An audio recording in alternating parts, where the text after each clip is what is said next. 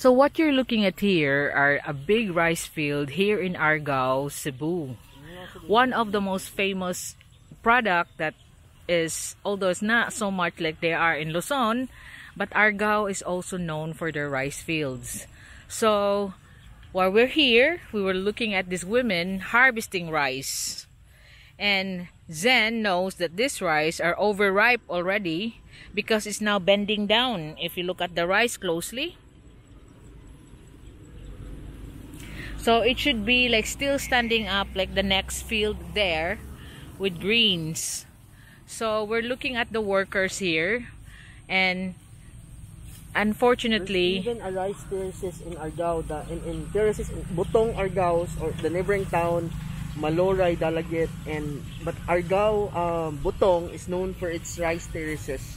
Layo ang Butong diri, ma'am? Dito dapit sa Dalagit. Dalagit na dapit. Layo na gyud, ma'am, no? So look at it. It's the rice terraces. Yeah, it's in Butong, Argao, but it's quite Dalagit. So here, so you can all hear that in Cebu that this rice is from Argao. So they are also producing rice here. In fact, these are the two big rice fields I've seen here near the nature park. And the workers are busy. Unsa mo oras mag-start ani? Ti. Alas 8. Hantod mo ngit-ngit. So they start 8 to 5 sometimes until the light is still sen. Oh. Bisa gabi na kay ti. So they have to finish. They're paid by the like parcel. So this parcel is per box. So this parcel they have to finish in 1 day. So they have like sa pila say bayad ninyo ani ti? Ay kumay ra man ma'am. Pila? Ang tagian sa pulo ang mga katako. So any harvest. Pulo ang kapulo ang mga.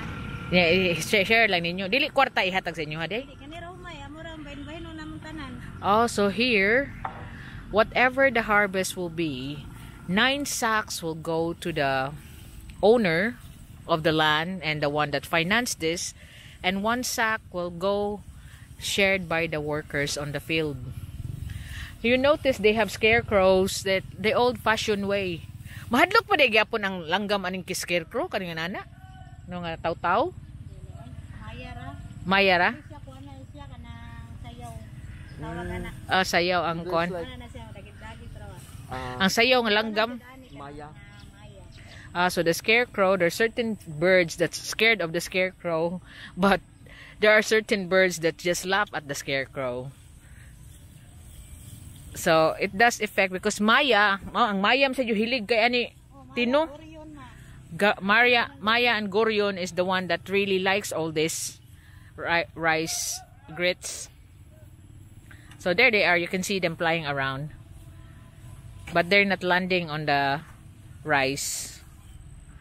So you can see the vast field of rice on this side. They still have to do all of that. Even the other block still ready to harvest. So the sharing is 9-1. So 9 sack to the financier and owner of the land, and 1 sack for the workers. And at the end of the harvest, they all have their 9-1. So how many sacks is for the on the 9-1 share that they're gonna be sharing all the one that works here.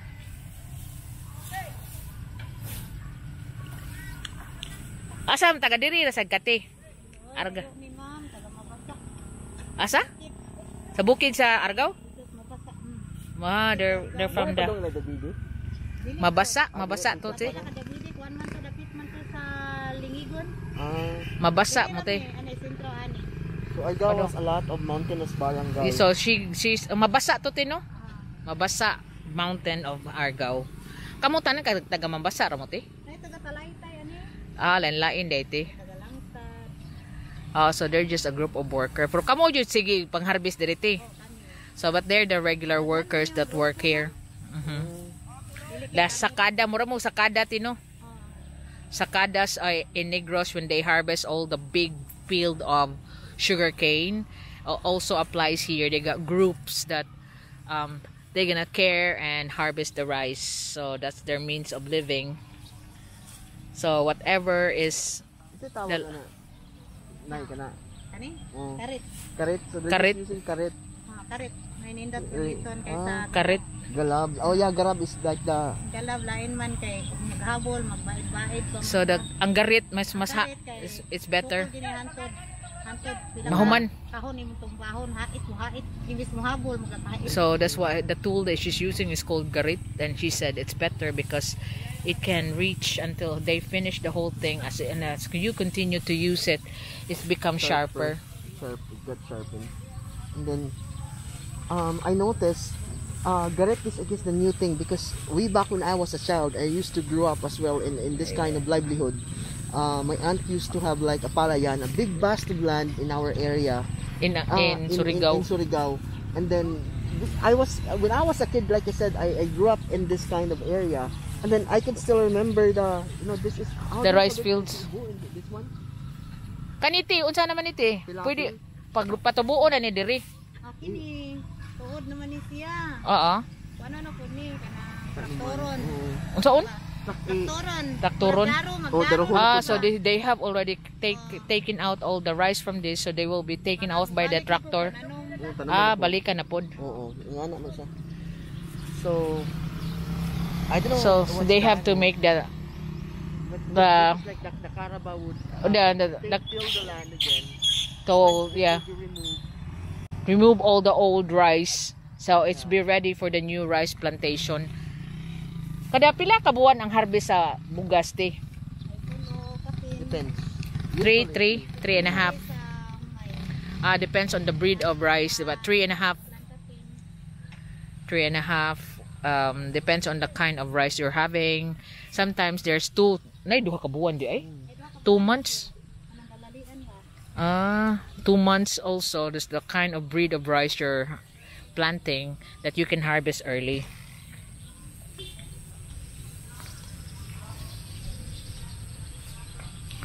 So this one, they started here and they're going backwards. So you can see all of them started here. There are like 1, 2, 3. So they 4, just started 5, 6, today. 7, 8, 9. There are 9 people working for one square. Yeah, but they are all just working on the same area and then going backwards. Yeah. Ang mga uban may manguliktaan na yung kuante. Kana manguliktaan na yung putol. Ang uban kana mga laki may mangulikta.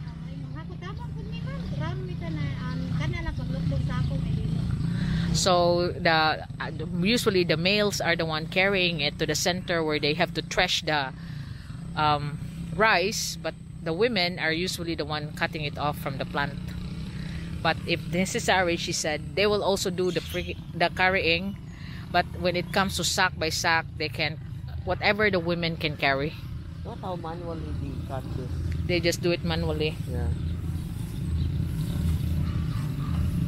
So still Masipyat pag yun na gano kanila tanan dili ta makuha.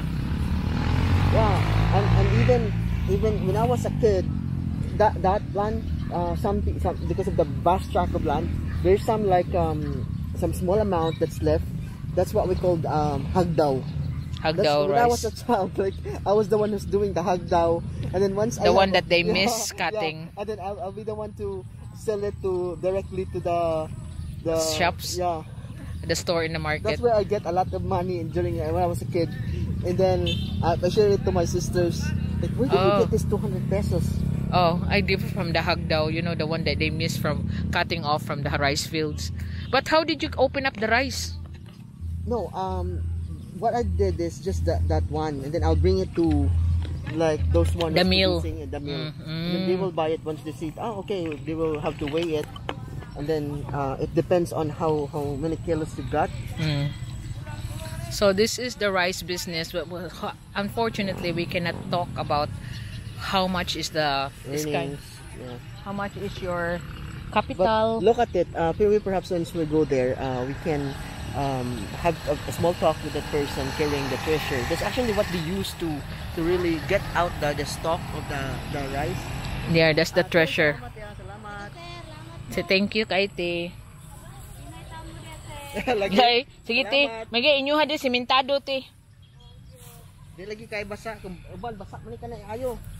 So I said we're lucky that you have the cemented rice pots. Oh. Salamat. So that's about the rice field here in Argao.